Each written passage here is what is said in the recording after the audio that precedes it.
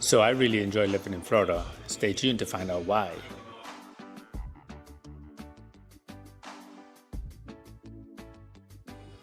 So one of the coolest things for us as a family is that in Florida you have 3 or 4 different ports you can go to, really accessible from the Wellington area, to get on a cruise and enjoy a good vacation. There's the Port Canaveral. There's also Miami, Fort Lauderdale, and locally in Palm Beach for smaller ships, there are the Palm Beach port as well. We're about to take the Brightline and head down to Miami. This is the first time I'm doing it. My wife and daughter did it already, but my son and I, we're going on our first journey with the family down the Brightline to Miami to jump on a ship for a 5-day cruise. Let's go see what this experience is about. So we packed up the car basically with the house, but this wasn't actually bad for a 5-day trip for 4 of us. First of all, we gotta take a stop to Walgreens because somebody thinks we need Dramamine for me. All right, so finally we're on the way. We're going to cross Southern Boulevard. Got our supplies. The Dramamine actually isn't a bad idea in case the seats do get rough. But from Wellington, to the West Palm Beach Brightline station, it's about 15-20 minutes. There's lots of stops on the way in case you're hungry. We were running late, surprise, so we did not get to stop. So it was a little bit of a hangry Dennis on the trip.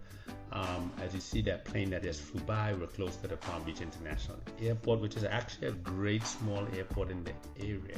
Right outside of that airport there is the Drive Shack, which is similar to Topgolf, and the road towards the port or the train station is actually not bad at all. Nice scenic views. Well, that's not the train we're taking, that's the local tri-rail. We got stopped at the railroad tracks just before we got to the Brightline station in downtown West Palm Beach.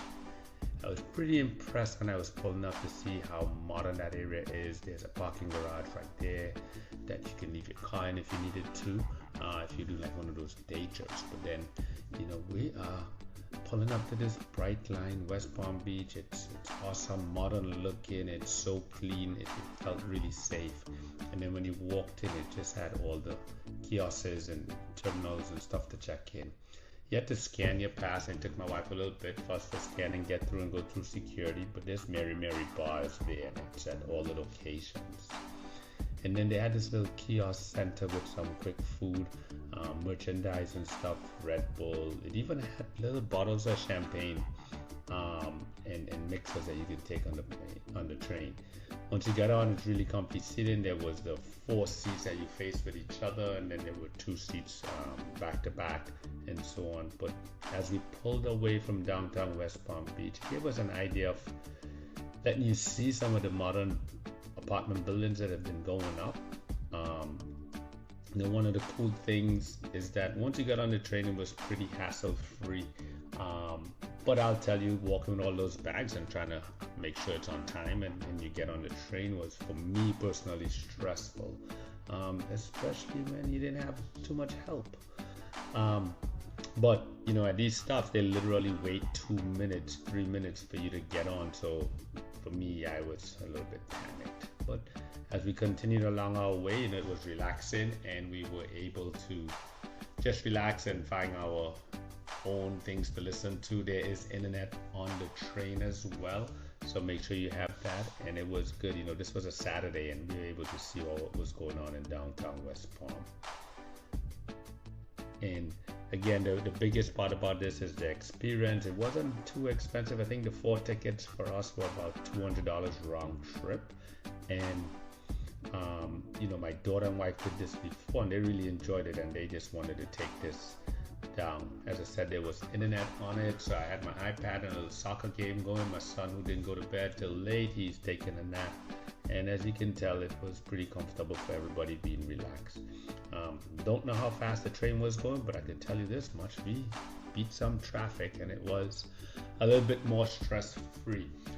The train does take from West Palm Beach going south. There are a few stops. The first one would be in Boca Raton area, but before that, you get these smart menu and all this food and drink that you can order. But going back to the stops, You know, it's Boca, Fort Lauderdale. This is close to the Fort Lauderdale area. You see that plane going in for landing. And then our first stop, our stop after Fort Lauderdale was the Aventura stop. And so Aventura was, that's where the traffic gets coming. So if you ever take a drive from West Palm into Dade County, basically, man, your blood pressure keeps going up, and then all the traffic gets at the Golden Glades and stuff. This was on the US 1 close to the Aventura Mall, and as you can see, the traffic is there. But on the 95 and stuff, you know, the crazy drive-in start. This was pretty cool for us. You know, it was a lot of bushes and stuff really close to the train, and it was kind of interesting to see how close it was. But as I said, you know, the free flow of not waiting at traffic lights and stupid driving in South Florida, this was pretty seamless. And then as you go down, you'd see some of the warehouse district areas, Windward area, and you'd get to see some of the art on the walls coming up, and so that was pretty cool to see the artistry and stuff like that. This area we're passing through is Miami Shores, and what was cool about this was nostalgia. This was an area that we lived in when we first got married, and I used to work in Miami, and Elijah and Joni moved down to Miami with me. And so this Publix you're seeing right in the background there with the rooftop garage was our local Publix store that we used to go to. So that brought back a lot of memories in that sense, and you know, Elijah kind of remembered it. Here's the art area where you just saw quickly some paintings and stuff on it. But as you go in, it's just been all that crazy traffic. Again, you had so much to choose from with food and drinks on the train. I did learn though, if there's take out the Orlando stop, when you're heading back from Miami, they will not offer food service. They'll just have like crackers or juice or something like that. Now the Miami station was pretty cool, man. I remember back in the day, this area was not that great, and to come in here and see how nice it was and how safe it felt was really awesome. You had to exit. There was a lot of people going. It's like a three-story building. Escalators, you know, everything was just so clean. Advertising, the paintings and stuff just made you want to just walk around. Didn't feel like you couldn't just hang out waiting for your next train. So that was pretty nice and interesting. As we came in, you know, we had to stop and take some extra pictures and photos here in the Miami area, with the Miami sign and so on. And then as we were prepared after using the restroom and stuff like that, we were getting ready to call our Uber. The port is about 7 to 10 minutes. It just all depends on the traffic. So, you know, we jumped into our Uber. My son was not loving the videoing as usual, but this is close to Bayside, or just crossing Bayside, and on one side is the Miami Heat Arena. And so this is our route into the Miami Beach area to get to the port. You know, there will always be a lot of police presence. Nothing was going on. It's just for police presence and safety and so on. But those are some of the ships you see coming up over the causeway. And our Uber driver is pretty cool. He was quick. He was efficient. You know, it didn't take very long for us to get there. It was a gloomy day that day, so you know, we were like going out to see. This was the week when Milton was coming in, so we were like, oh, how is this going to be? But you know, things turned out well. Going in, you know, you just have to find your terminal, so make sure you pay attention to what terminal your cruise is.